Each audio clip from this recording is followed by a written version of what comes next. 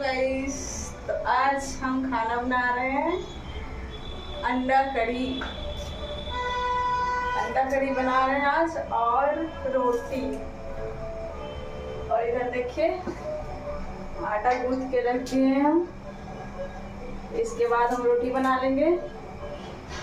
और आज बहुत ज़्यादा गर्मी है, किचन में और ज़्यादा गर्मी लगता है, तो आज खाने का मन कर रहा था अंडा कढ़ी, तो आज सोचे अंडा कढ़ी बना लेते हैं।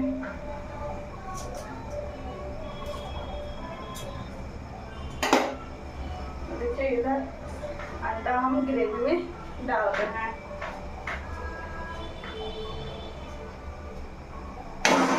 मेरा अंडा कढ़ी तैयार हो गया, बन के तैयार हो गया। इधर देखिए अंडा